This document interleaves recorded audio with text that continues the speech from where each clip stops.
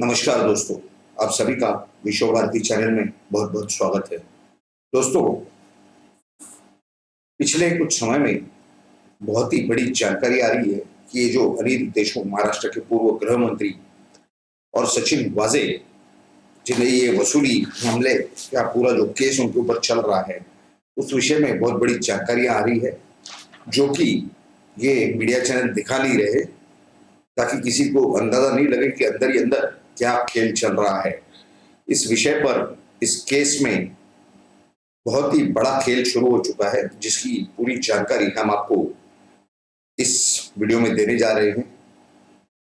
इसे पूरा समझने के लिए जरूरी है कि आप इस वीडियो को पूरा अंत तक देखें, ताकि आपको पूरा समझ में आए कि नेता किस तरह का खेल खेल रहे हैं या किस तरह का खेल खेला जा रहा है। तो हम आज के इस विषय को तुरंत शुरू कर देते हैं। देखिए, जिस प्रकार की जो जानकारी हमें प्राप्त हो रही है, वो तो बहुत ही भयानक और खतरनाक है। यानी किसके दिमाग में शायद आ भी नहीं सके इस तरह की बात, इस तरह का खेल खेला जा रहा है। इसके पीछे जरूर कोई बड़े लीगल माइंड यानी लीगल एक्सपर्ट्स का दिमाग लगा हुआ है, इस तरह का प्राथमिक चित्र लग रहा है। अगर आपको याद होगा दोस्तों कि 2021 यानी इसी साल आज जो है वो 11, जब हम ये रिकॉर्ड कर रहे हैं इस वीडियो को, ये 11 नवंबर है 2021 की रात का समय है, लगभग 11 के आसपास बजा हुआ है। खैर, ये जो घटना हम आपको बता रहे हैं, इसी आधार पे हम आपको ये बता रहे हैं कि आगे आने वाले भविष्य में ये जो वसूली का केस है, इसमें क्या होने जा रहा है, ये लोग क्या करना चाहते हैं, ये स्पष्ट रूप से एक चित्र तैयार हो रहा है हमारे सामने।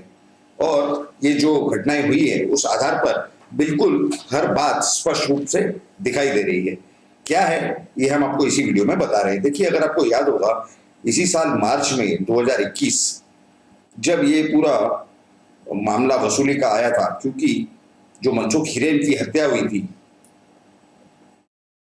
रिलायंस के जो मुकेश अंबानी उनके घर पे जो स्कॉर्पियो, उनके घर के बाहर जो स्कॉर्पियो पाई गई और उसमें जो जेलेटिन स्टिक्स पाई गई, उसके बाद एनआईए ने उसमें केस रजिस्टर करके और सचिन वाजे को अरेस्ट किया था। इसके बाद जब ये वसूली का मामला बाहर आया, तो वो वसूली का मामला बाहर लाने वाले थे मुंबई के तत्कालीन उस समय के पुलिस कमिश्नर परमवीर सिंह। और जब ये पत्र बाहर आया, उसके तुरंत बाद शरद पवार, जो कि राष्ट्रवादी यानी एनसीपी के अध्यक्ष हैं और फाउंडर हैं, उन्होंने दिल्ली में 2 प्रेस कॉन्फ्रेंस ली, जिसमें दूसरे प्रेस कॉन्फ्रेंस में कुछ इस प्रकार की घटना हुई, या शायद पहले प्रेस कॉन्फ्रेंस में, कि इन्होंने कहा कि उस समय तो ये कोरोना से एडमिट थे हॉस्पिटल में और ये सचिन वाजे से मिल ही नहीं सकते थे, तो इनकी कोई मुलाकात नहीं हुई। उसी समय भारतीय जनता पार्टी के एक आईटी सेल के किसी का ट्वीट आया कि जिस दिन की ये बात कर रहे थे, उस दिन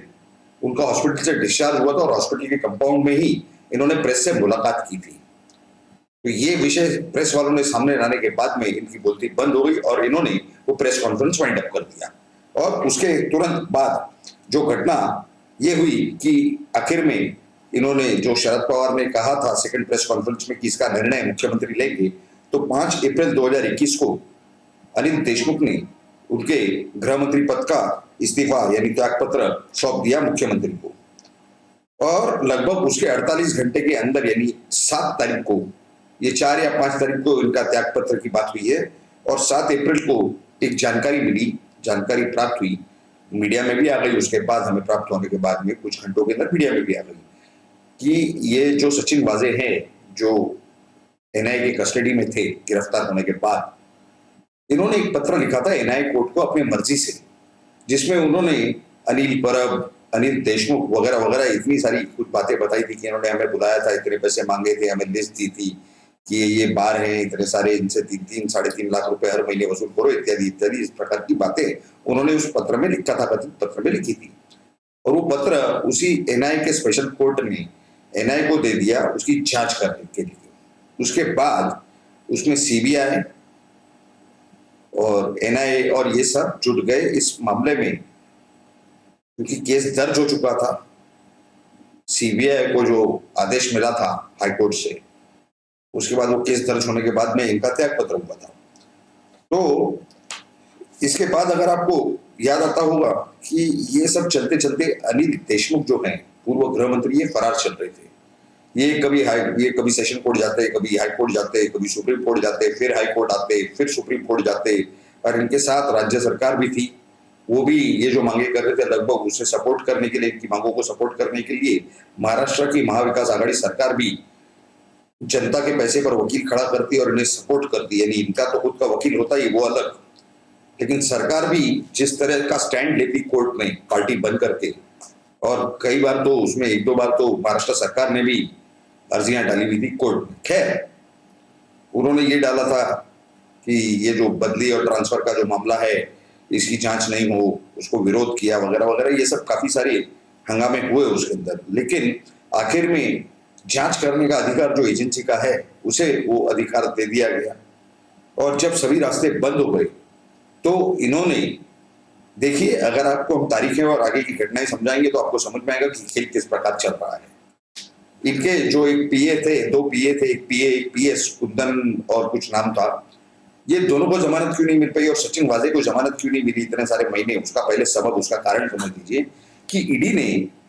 पीएमएलए कोर्ट में ये कहा कि इनकी जांच तो पूरी हो चुकी है, इन्हें आप जुडिशियल इंक्वायरी में रख सकते हैं, जुडिशियल कस्टडी में रख सकते हैं, यानी जेल में रख सकते हैं न्यायालय के तहत,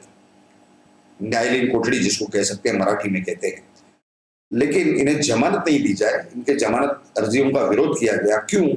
क्योंकि इन्होंने कहा कि जो मेन उसमें वांटेड है अनिल देशमुख, जब तक वो हाजिर नहीं होते और जब तक इन लोगों को उनसे कन्फ्रंट नहीं कराते, यानी आमने सामने नहीं बिठा करके दूध का दूध और पानी का पानी नहीं करवाते, तब तक इन लोगों की हमें जरूरत पड़ेगी। और अगर ये बाहर निकले तो ये काफी सारे सबूत का नाश कर सकते हैं और विटनेसेस इत्यादि के ऊपर ये इन्फ्लुएंस और प्रेशर ला सकते हैं। इसके चलते इन्हें इतने सारे महीने, यानी जनवरी फरवरी से लेकर इस नवंबर 2021 तक इन्हें जमानत नहीं मिली, लगभग 7-8 महीने या 9 महीने। लेकिन 1 तारीख को ईडी के पीएमएलए कोर्ट में मुंबई पुलिस के क्राइम ब्रांच ने अर्जी लगाई कि परमवीर सिंह जो पूर्व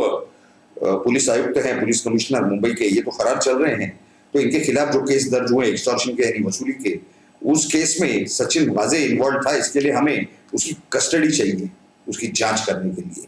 बराबर 1 तारीख के शाम को उन्होंने कस्टडी ले ली, लेकिन 1 तारीख के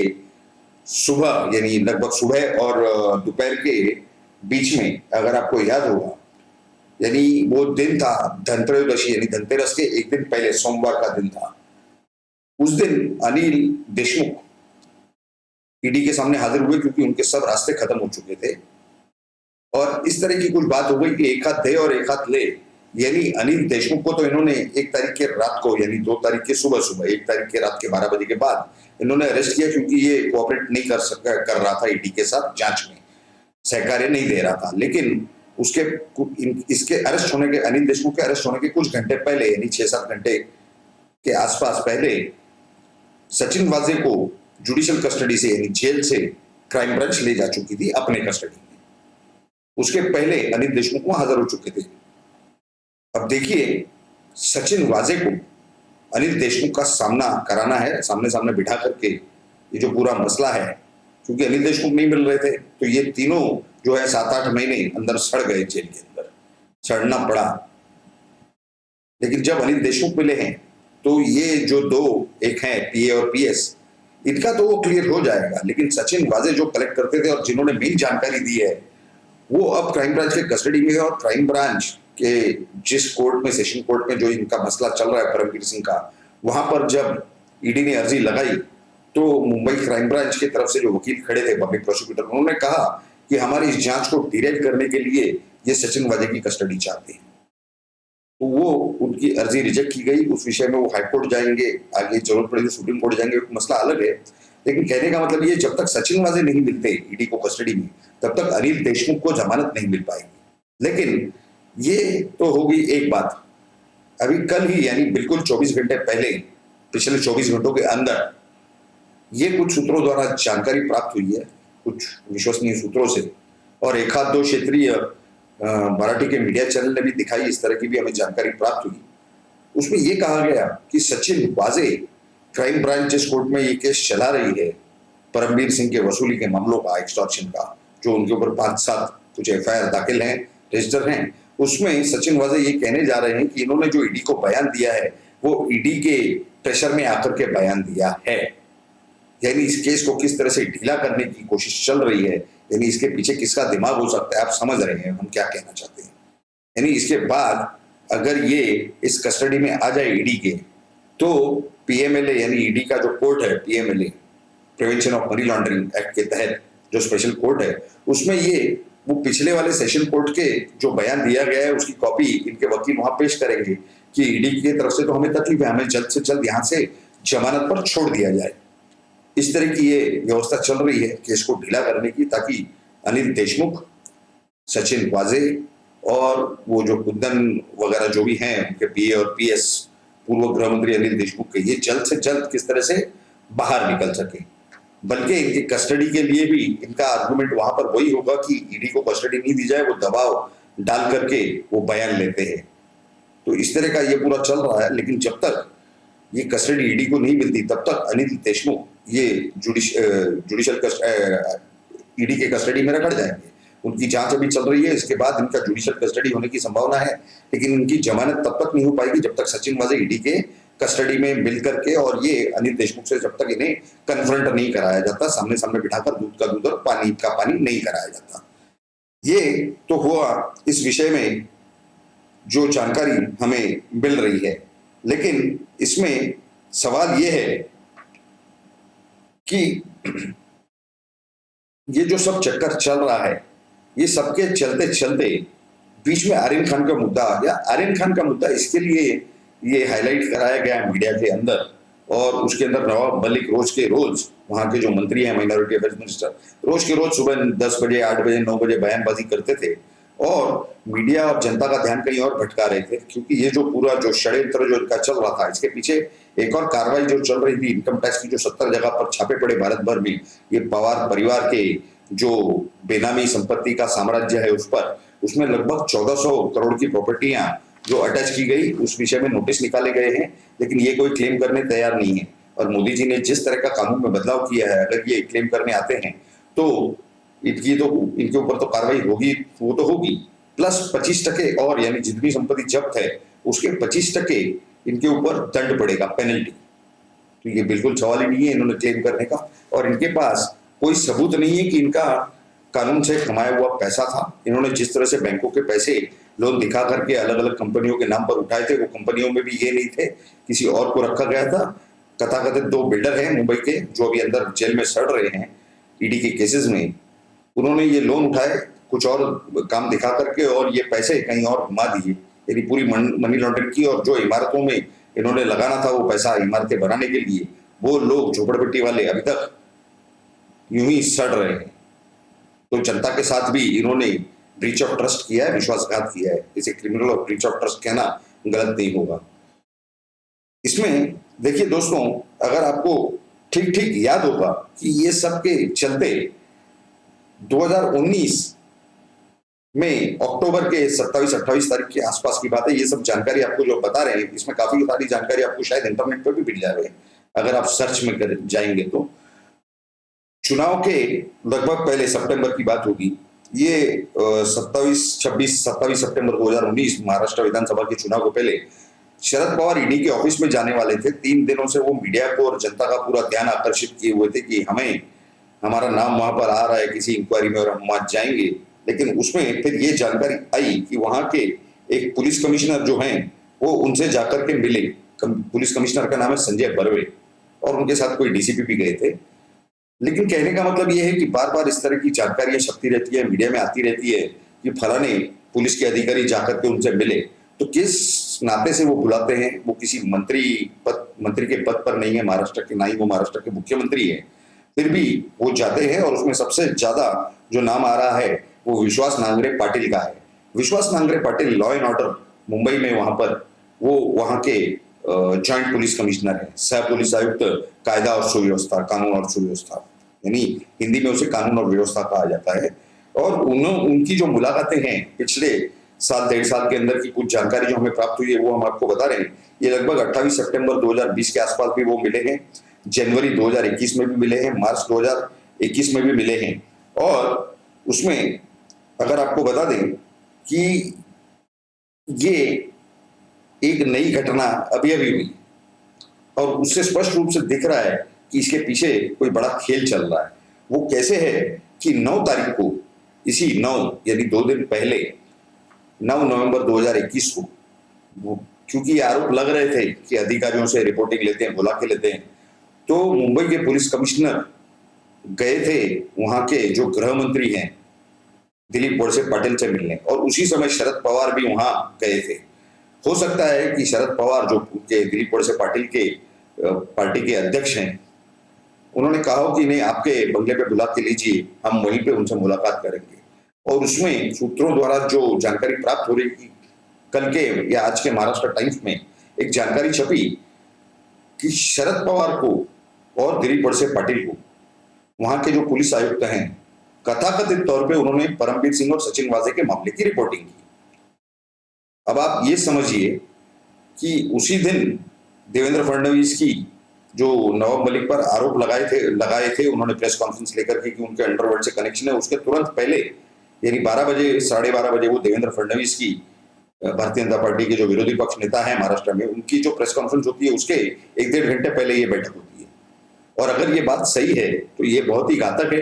क्योंकि कैबिनेट मंत्री ने भी अपने पद और गोपनीयता की शपथ ली हुई होती है और जो भी जानकारी उनके सामने आए वो किसी से भी वो साझा नहीं करेंगे, इस तरह की वो शपथ होती है। अब इस तरह की जानकारी अगर वो अपने पार्टी के अध्यक्ष के सामने करते हैं या ये रिपोर्टिंग दिलवाते हैं सामने सामने, तो ये भी उस शपथ का भंग है, ऐसे स्पष्ट रूप से कहा जा सकता है। अब ये हुई 9 तारीख की बात। उसके बाद 9 तारीख के रात से, यानी कल 10 तारीख थी, 10 नवंबर, 9 तारीख के रात से 10 तारीख के रात तक ये कई बार जानकारियां हमें प्राप्त हुई विश्वसनीय सूत्रों से, और एक आध दो वहां के जो क्षेत्रीय मीडिया चैनल है महाराष्ट्र और मुंबई के, वहां पर भी ये बातें कही गई कि सचिन वाजे जो हैं वो अपना बयान इस तरह से बदलने वाले हैं, क्राइम ब्रांच का जो कोर्ट पे केस चल रहा है उसमें जाकर के ईडी के खिलाफ वो बयान देंगे कि ईडी ने जबरदस्ती उनसे बयान वो प्रेशर में दिलवाए हैं या इन्होंने उनके प्रेशर में वो बयान दिए हैं। यानी अनिल देशमुख का केस एक तरह से ढीला करने का और उसी समय आगे के इनके जमानत की व्यवस्था करने का ये रास्ता निकाला जा रहा है, खोजा जा रहा है। इसके पीछे बहुत शातिर दिमाग का ये खेल है। लेकिन हम अभी आपको जो बता रहे थे, मुंबई पुलिस के वहां पर जो joint commissioner law and order के विश्वास नांगरे पाटिल आज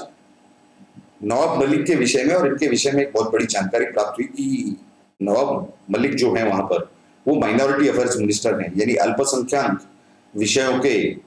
मंत्री हैं, कैबिनेट मंत्री, और उनके अंडर पूरा वक्फ बोर्ड काम करता है। उस पूरे सिस्टम का निर्णय वो लेते हैं। तो पुणे और औरंगाबाद में लगभग 7 जगह पर बहुत बड़े छापे पड़े ईडी के, और वहां पर जमीनों के काफी सारे गैर व्यवहार निकले हैं, जिसमें कई जगह ऐसा पाया जाता है, ये बताया जानकारी प्राप्त हो रही है कि ये जमीनें बेच करके वो पूरी की पूरी जो रकम उसकी आनी चाहिए वो वक्फ बोर्ड के अकाउंट में नहीं आई है, या वो जो भी ट्रस्ट जो वक्फ बोर्ड के अंदर काम कर रहे थे उनके खातों में नहीं आकर के वो जो वहां पर केयर टेकर थे उनके पर्सनल अकाउंट में वो रकमें जमा की गई हैं। हाँ, ये भी कुछ सूत्रों से जानकारी प्राप्त हुई कि वक्फ बोर्ड के तरफ से, उनके अधिकारियों तरफ से भी कुछ ऐसे ही मामलों में कुछ एफआईआर दर्ज की गई है पुणे इत्यादि जगह पर। लेकिन ये जो मामला आ रहा है ये सीधा सीधा ये एक तरह से दिख रहा है कि ये जो भी अधिकारियों ने घपला किया है, यानी पहले ये दिखाया गया कि ये वक्फ बोर्ड की प्रॉपर्टी नहीं है और उसके बाद वक्फ बोर्ड का उसके ऊपर क्लेम आया, इसे स्पष्ट रूप से दिख रहा है कि किसी के इशारे के सिवा ये सब काम नहीं हुआ। और इसी केस के अंदर, यानी इसी सब छानबीन के अंदर 2 लोगों को अरेस्ट भी किया गया है। एक का नाम बताया जा रहा है भगवान काबले और दूसरे का नाम बताया जा रहा है महेश पाटिल। लेकिन एक सबसे बड़ी बात उसके अंदर ये है कि ये विश्वास नांगरे पाटिल के जो फादर इन लॉ यानी ससुर, जिनका नाम बताया जा रहा है प्रभाकर मुले, उनके कार्यालय पर भी बहुत बड़ा छापा पड़ा था। अब ये सब व्यवहारों से उनका क्या ताल्लुक है? उनका ताल्लुक शरद पवार साहब से है, ये ठीक है, हो सकता है उनके ससुर की वजह से। क्या उनका ताल्लुक ये वक्फ बोर्ड से ये सबसे कब से है? जब से नवाब मलिक यानी राष्ट्रवादी पार्टी के जो नेता हैं वो जब इस खाते का चार्ज लिया तब से है, या इसके पहले भी जिन जिन खातों में राष्ट्रवादी पार्टी के लोग मंत्री बने हैं उनमें सभी के साथ उन्होंने व्यवहार किया है या क्या किया है? क्योंकि ये लिंक स्पष्ट रूप से दिखा रहा है कि क्या चल रहा है। आने वाले समय में ये पूरे विषय में बहुत बड़ी कार्रवाई की अपेक्षा है। ऐसी जानकारी मिल रही है कि इस विषय में बहुत बड़ी कार्रवाई एनफोर्समेंट डायरेक्टोरेट यानी ईडी की तरफ से की जाने वाली है। लेकिन जहां तक अनिल देशमुख और सचिन वाजे का सवाल है, इसमें भी बहुत बड़ी कार्रवाई आगे होने जा रही है। आने वाले समय में ये जो बयान सचिन वाजे देने जाने की संभावना है सेशन कोर्ट में, जहां पर परमबीर सिंह के मामले दर्ज हैं, क्राइम ब्रांच जहां पर ये केस चलवा रही है, उस बयान का अगर ये देते हैं तो पीएमएलए कोर्ट एक स्पेशल कोर्ट है, वहां पर क्या इसकी मान्यता होगी नहीं होगी ये एक टेक्निकल मुद्दा है जिस पर लीगल एक्सपर्ट्स अपनी राय जरूर देंगे, ऐसी हमें अपेक्षा है। हम भी उनसे चर्चा जरूर करेंगे, लेकिन इस तरह का बयान वहां पर वैलिड होने की कोई संभावना नहीं है। इस तरह का बयान अगर वो देंगे तो वहां पर पीएमएलए कोर्ट में उनसे सबूत मांगा जाएगा कि ये जो आप कह रहे हैं ये किस बिना पर झूठ है, क्योंकि पिछले 7 से 8 महीनों में जब भी आपकी डेट्स पड़ी हैं कभी भी आपने इस तरह का बयान नहीं दिया है। तो ये भी अपने मुंह के बल गिरने जा रहे हैं, ऐसे स्पष्ट रूप से हमें तो दिखाई दे रहा है।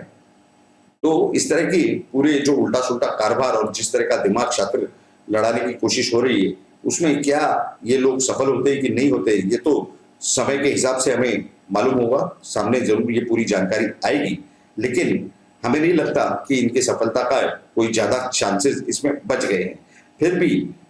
जनता के चुने हुए प्रतिनिधि, चाहे विधायक हो चाहे मंत्री हो, ये लोग क्या खेल खेल रहे हैं नहीं खेल रहे हैं, ये पूरी जानकारी हमारे सामने आने के बाद में हमारा ये कर्तव्य बनता है कि हमारे दर्शकों के सामने और भारत देश की जनता के सामने ये पूरी जानकारी रखी जाए, ताकि उन्हें मालूम हो कि उनके चुने हुए प्रतिनिधि और जो विधायक बने हैं या जो मंत्री बने हैं या पार्टी के अध्यक्ष बने हैं या जो भी हैं, वो क्या खेल खेल रहे हैं इस संविधान के साथ, इस संविधान ने बनाए हुए कानून के साथ और देश की जनता के साथ। तो हमने अपना वो कर्तव्य, हमारे फ्रीडम ऑफ एक्सप्रेशन जो हमें संविधान ने दिया है, उस तहत हमने ये पूरा कर्तव्य अपना पूरा किया। आप सभी लोगों ने इस वीडियो को पूरा अंत तक देखा तो आप हमें जरूर कमेंट बॉक्स में लिख करके बताएं कि हमने जो आपको जानकारी दी वो आपको किस प्रकार की लगी, और अगर आपको किसी और विषय में जानकारी की जरूरत हो तो आप जरूर नीचे कमेंट बॉक्स में लिख करके आप हमें वो भी बताएं, ताकि हम उस विषय की पूरी जानकारी लेकर आपके सामने हमारे वीडियो के माध्यम से पेश करें। और अगर आपको आज का ये वीडियो अच्छा लगा हो, इसका कंटेंट अच्छा लगा हो, तो जरूर इस वीडियो को लाइक करें और सभी के साथ इसे शेयर करें। आपने अगर अब तक हमारे चैनल को सब्सक्राइब नहीं किया तो जल्द से जल्द इस चैनल को सब्सक्राइब करें और उसके बाजू में जो बेल आइकन का स्विच है उस पर क्लिक करके सभी नोटिफिकेशन यानी ऑल नोटिफिकेशन ऑन कर दें, ताकि हमारे हर वीडियो और हर एपिसोड की जानकारी सबसे पहले आपको प्राप्त हो और आप उस नोटिफिकेशन की वजह से हमारा वीडियो सबसे पहले देख करके सबसे पहले सही सही जानकारी प्राप्त कर सके। आप सभी लोगों ने इस वीडियो को पूरा अंत तक देखा, इसके लिए आप सभी का बहुत बहुत धन्यवाद। भारत माता की जय, जय हिंद।